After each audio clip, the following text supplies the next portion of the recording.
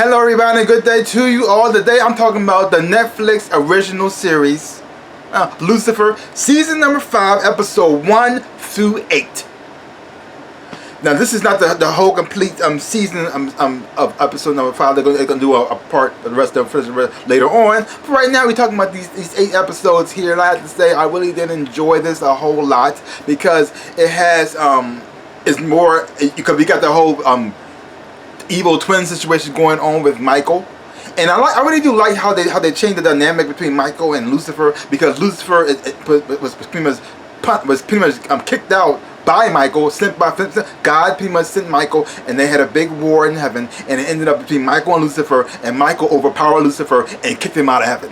And so now I'm seeing Michael as the way he is now. He's not the most powerful one. He also has like a little bit of the deformity.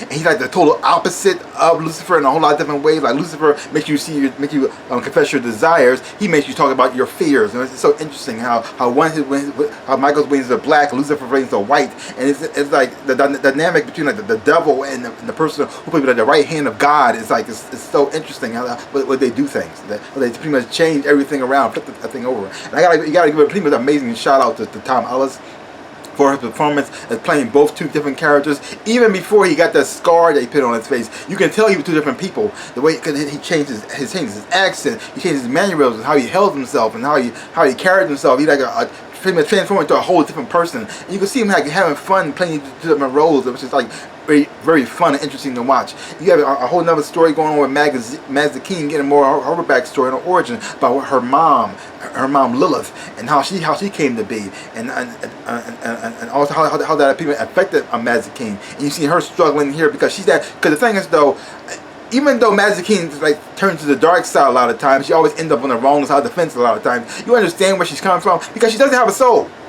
The thing is though, when we see Mazikeen go off this way, we pretty much thinking like how we would think. But she doesn't have a soul. She doesn't have that moral compass that we do. And all she's trying to do is fit in, find somebody who wants to accept her for who she is and find her place in the world. Because the thing though, she thought her place was with Lucifer, but Lucifer was with Chloe. And so she's like this, okay, well, it's not there. And she thought she had it with Eve, but Eve left to explore the world. And so she's like this, where is my place? Where do I belong? And you have Michael pretty much telling her fears and like that too. And how Lucifer didn't tell her the whole entire story about her past and her mom.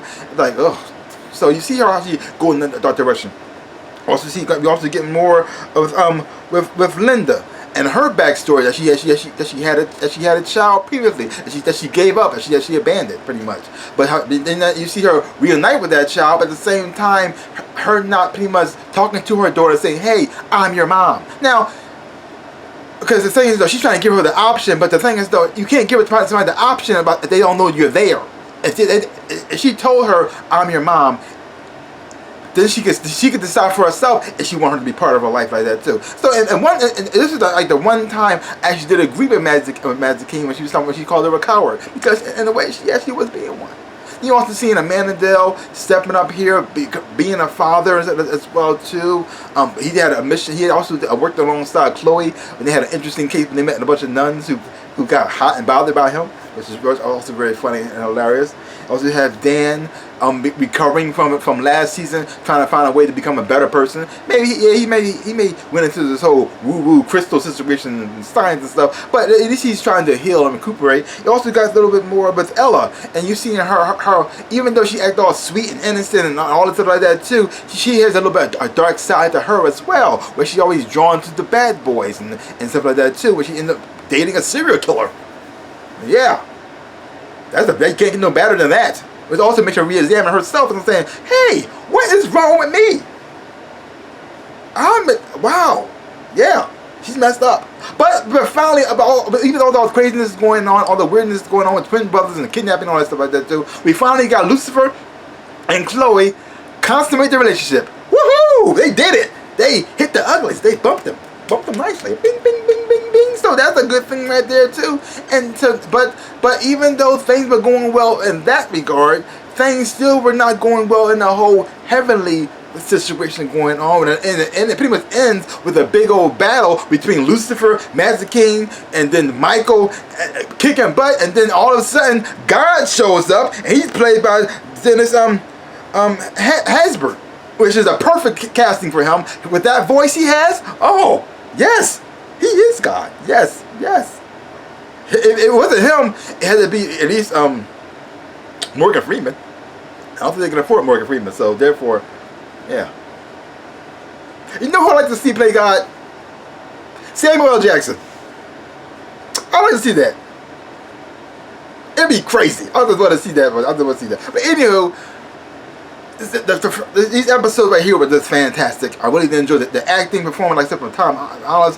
It had a whole lot of different things in here. I mean, it was funny. It had like a little bit of a musical. It had a noir. It did a whole backstory about Magic King's mom Lilith. This whole noir type of style situation going on here. I mean, it's just. I really am enjoying this whole entire season. Each episode just got better and better and better. I'm looking forward to see how this season is going to wrap up. And we also can get a season number 6 too. Like this, what is happening? What is happening? So where it's going to go from here, I don't know. I'm looking forward to find out. So far, I'm giving this season, as I'm grading it, I'm giving it an A. I'm giving it an A. Now, how it's going to end? It might for the whole entire season. For this season, it might change later on. It might drop down, or it might stay perfectly the same. Or we'll see where it goes. For right now, I'm on Team A. So leave comments down below. Let me know what you thought about these episodes of Lucifer. And if you haven't been watching it, check it out for yourself. Hopefully, you watch it, you will enjoy having watching it too. So give my channel a like, hit the thumbs up, shabam, and subscribe to my channel and share. I would appreciate it. And like I always say, and oh yeah, also, please subscribe to my channel. I'm trying to make 100,000 subscribers. If you have not subscribed to my channel, please subscribe. If you've already subscribed, I just want to say thank you. Like I always say, in my dreams of a life, I am the Ninja Rabbit. Peace out, peep.